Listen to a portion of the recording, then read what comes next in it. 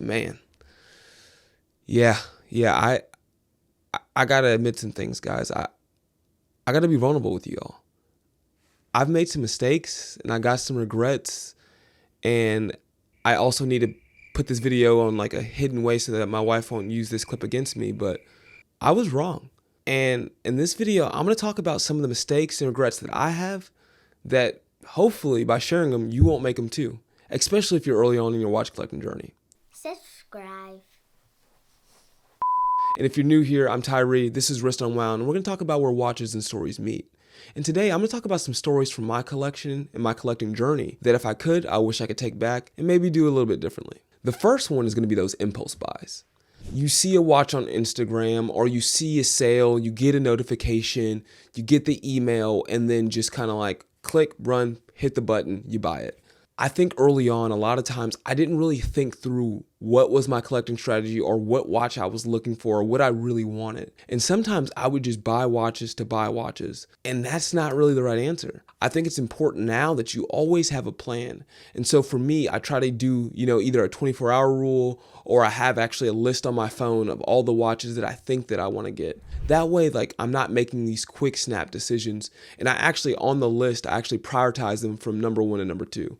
If you're interested in doing something like this, I just use the reminders app on my Apple iPhone.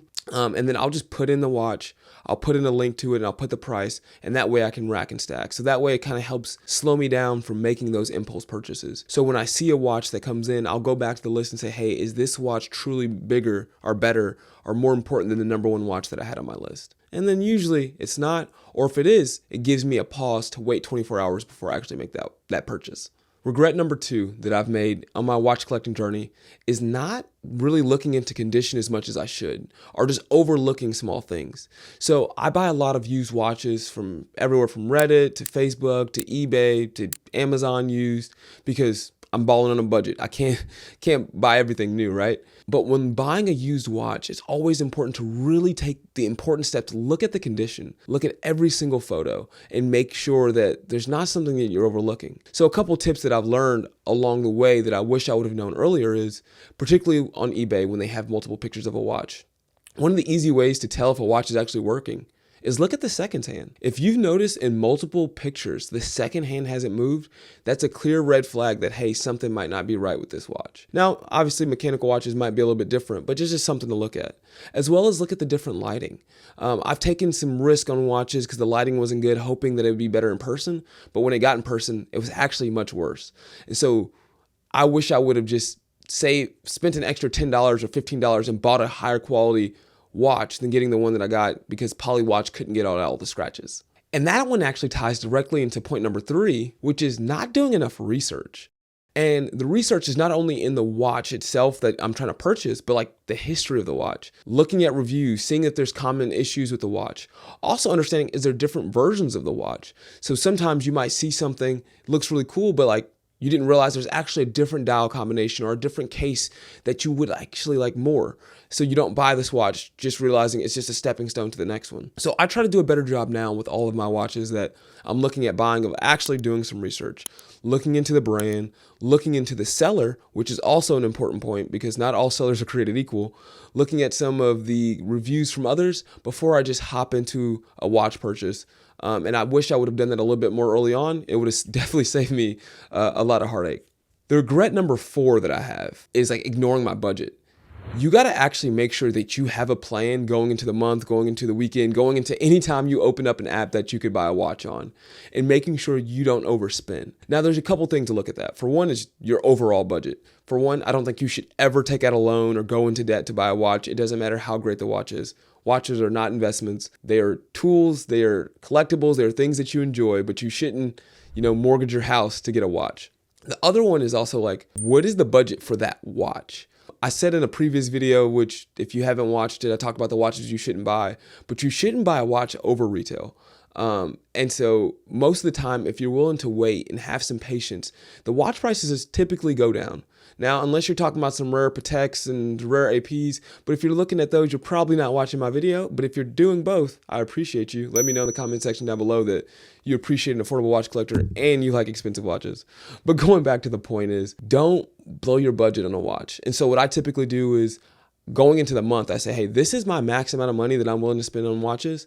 And maybe that's my decision. Maybe it's also so that my wife won't crush me. You know, whoever sets the budget. Just make sure you have a plan. That way you're not overspending and you can still take care of the other things that you need in your life, like food and clothes and housing and, you know, things that are more important than just buying watches. Now, as I look at my final regret, it actually brings me back to a Bible verse, and that's going to be Matthew 6:21. For where your treasure is, there your heart will be also. And for me, this is kind of a reminder of why I should buy watches, and it's not to impress other people. You should buy watches that follow into my 2 rules. You should buy watches that 1, tell time, and 2, make you happy. And if you have to choose between those 2 rules, always go with rule number 2, a watch that makes you happy. Watches should not be bought to impress others. Watches are not investments. Shouldn't be bought just so that you can post a picture on Instagram. Buy things in your collection that you want to wear, that you want to enjoy, that you want to collect. And at the end of the day, that make you happy. The thing shouldn't be about the price tag. Don't buy a watch just because it's limited edition. Don't buy a watch because it's the newest thing.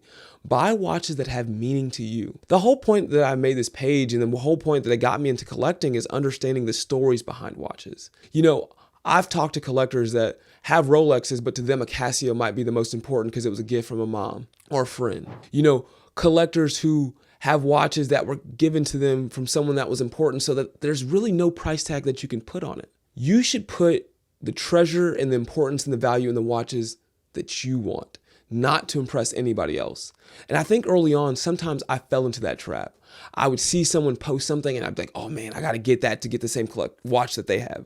Or maybe it was like, hey, I want to get that new watch alert so I can, you know, get the likes and get the comments on Instagram. But that's not what it's about. Your collection journey should be your collection journey. It's about you. Don't think about other people. Number 5 for me is, don't buy watches for the wrong reason.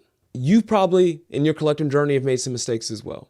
Now, if you made some different mistakes, drop them down in the comments down below. And if you've made the same mistakes as me, let me know so that I know that I'm not alone. Our collection journey is a journey, and I'm sure that over the next couple years, I'm going to continue to learn and grow as well. Just like your taste slightly change, your experiences change. And so I'm hoping to continue to make this journey enjoyable, right? And so if you have any ideas of any lessons that I should learn as I continue along this journey, please drop them down below. But before you leave, I just want you to know, I thank you so much. You gave me your most important asset, which is time, and you could have spent it anywhere in the world. And for that, I'm incredibly thankful. So that I hope that you, your family, and your collection are blessed in the days ahead. God bless and peace.